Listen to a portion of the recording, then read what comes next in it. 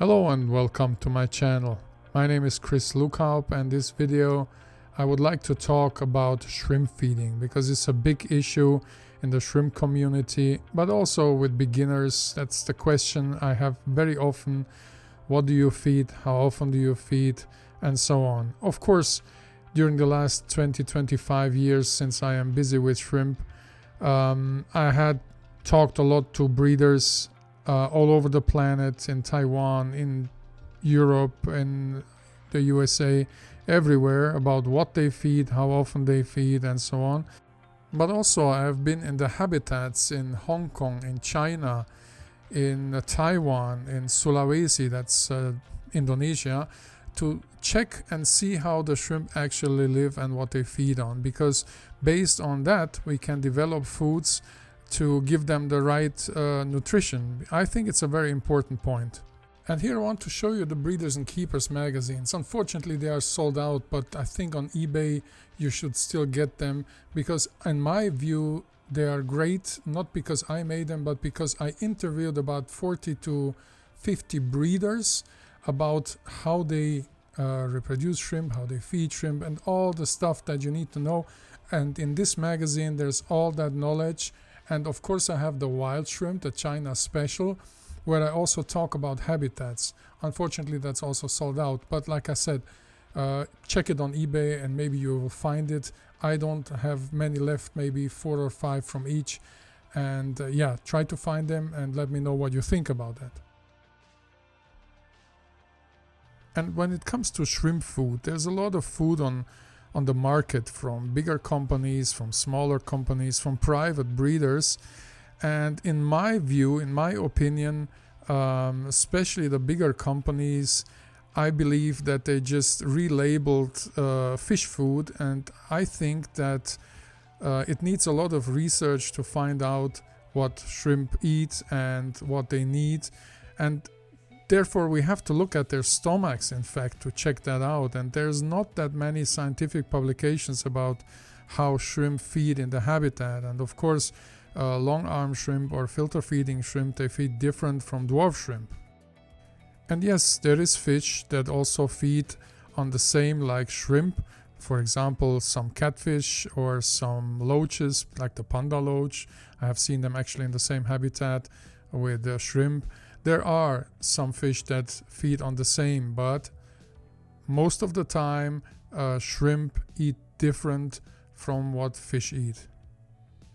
But not to misunderstand, shrimp are omnivores. That means they eat everything, but here it's the dose that counts, the quantity of a thing. Like here, this shrimp eat bloodworms, but if you feed them bloodworms every day, that would be way too much protein. And if you look at the habitat, for example, the headwaters, there's not that many fish, so the source of protein is not that abundant. You have from time to time maybe a dead snail, some insects that fly in and drown and they will get eaten by the shrimp, some bloodworms after rain maybe.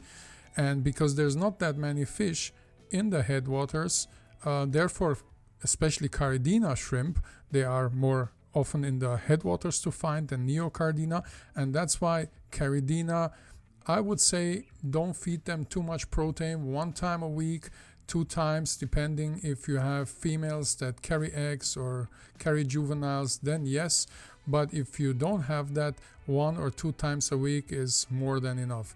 Maybe different with the Neocaridina, because also Neocaridina, you can find them sometimes in the headstream, but not that abundant because food is not that abundant, and because they reproduce much faster, they have a higher tolerance to water parameters. They are of course to find there where is more food, like downstream, and there also you can find more protein. So I would say that Neocaridina shrimp are better to feed protein than Caridina shrimp.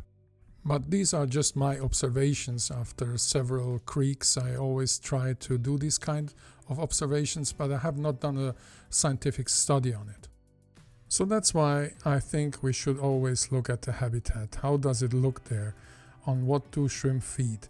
Well, first of all, what I have to say about the habitat is always when I watch the shrimp, and I did it for hours in the habitat, I saw them feeding all the time. So that's why I believe that shrimp need to eat constantly.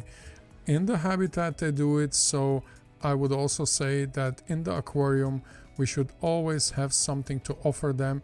I know that sometimes shrimp can be without food for a longer time, and I know it because I had friends that shipped shrimp around the world, and sometimes it took 2 weeks and the shrimp were still okay. So from 2 weeks, if it happens in that you don't feed them in 2 weeks, that is not a big problem.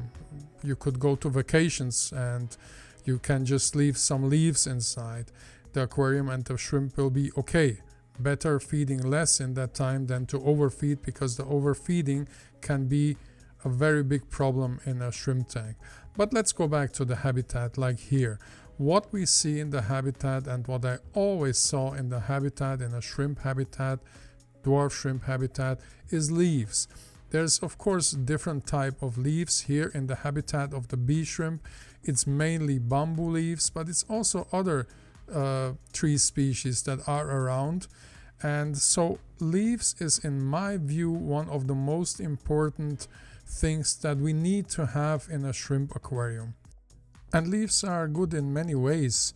Of course, the shrimp, they graze on the leaves and on the bacteria that grows on them. So here it doesn't matter what species of leaf it is. Maybe that we have different tribes of bacteria that grow on different type of leaves, but the shrimp usually take all kind of leaves, and the bacteria, they mainly eat the bacteria that grows on them. There's little, probably also little algae or small, little, really small animals that we cannot see with the naked eye.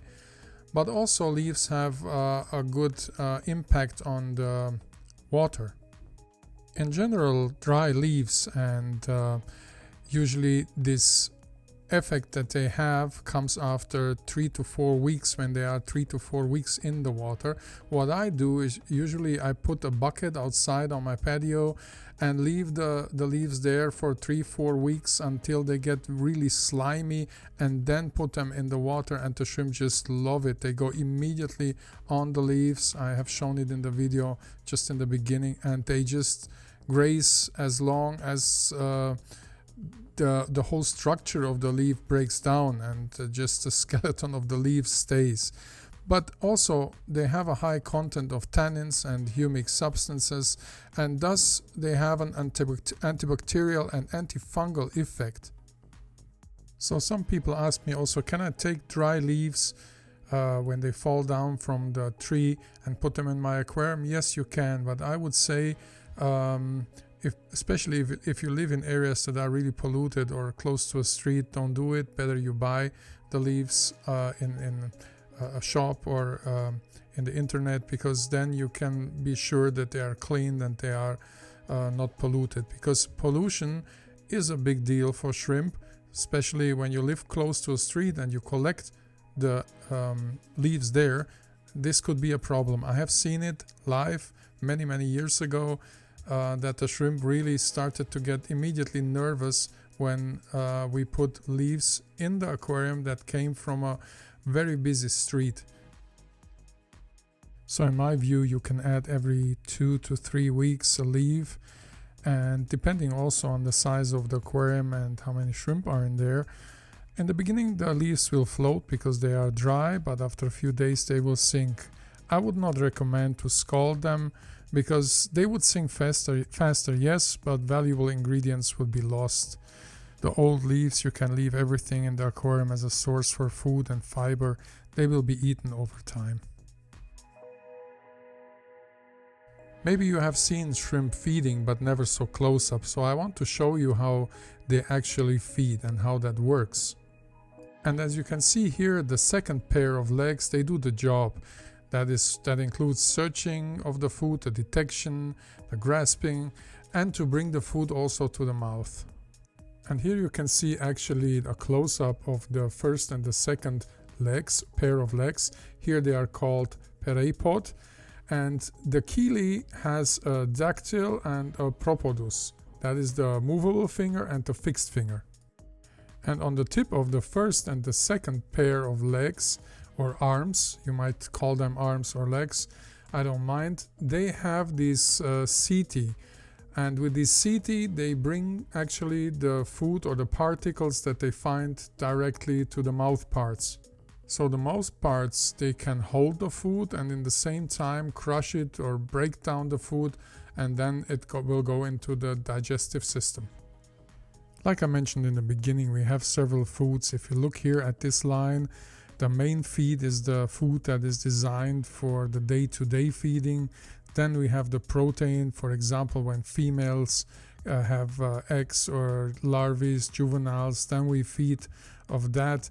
Then we have the mineral food that is very important to build up shells and to give a better color. And then we have the baby feed. I will mention these step by step later, but I just wanted to show you that there's a whole range. Of course, fan shrimp have a different food because they feed differently, or Macrobrachium, long arm shrimp, they have also a different food, but step by step. So if you look at the main food, that is a food that is designed for daily feeding. So it has all the nutritions that the shrimp need for shell development, for egg formation, and for growth.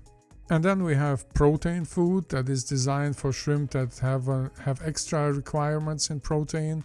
For example, before they molt or when they molt, when they breed, when they develop the eggs. But also for bigger shrimp like the Amano shrimp. I know that the Amano shrimp, they need more protein, so at least 2 times a week it's very good for Amano shrimp to receive protein, because in nature, because they are so big, they also get more protein.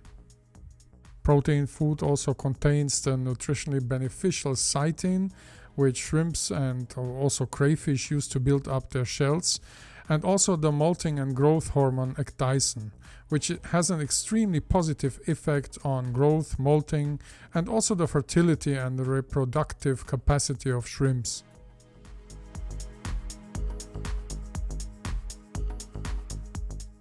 And then there's of course the minerals. That's very clear that shrimp need minerals and trace elements to build up their new skin and to get through the molting process without damage. Minerals and trace elements are also indispensable for growth, egg production, and quality. For example, the quality of the coloration is much better if there is enough minerals for blood formation and for a well-functioning immune system as well. This importance cannot be overestimated, and I think minerals belongs always to the top 3 foods that have to be there when you have shrimp. And if you want to have a lot of babies, or you actually have a lot of babies, I also would say baby food is something that you need. Why? Because shrimp babies are territorial, especially in the first days or weeks, so they don't move around too much within a radius of a hand. That means like 20 to 30 centimeters. In the past, we had big sticks or pellets or pads, and then you saw a lot of shrimp fighting for it, especially big shrimp, and the babies, they didn't get to the food. So that's why in the past a lot of baby shrimp starved to death before we knew about that. And that's why we have now also baby food that is much finer food and that spreads all over the aquarium, and the shrimp babies can pick it up in all the places nearly, and that's why I would recommend baby food as well. But also, if you have such an intensive feeding like I feed every day, I have to make water changes at least 1 time a week, and I do it for like 40 to 50%. So there's a lot of different shrimp foods out there. Here, for example, we have the shrimp sticks. That's entertainment, that's fun. We have the puddings, then we have special Sulawesi food. So there's a whole range. I hope you guys find the right food for you. I would say that you should have at least the basics at home, like I mentioned, the protein, the mineral, the main food, and of course the baby food then. But there's a whole range of different types, walnut or I don't know, there's plenty of it.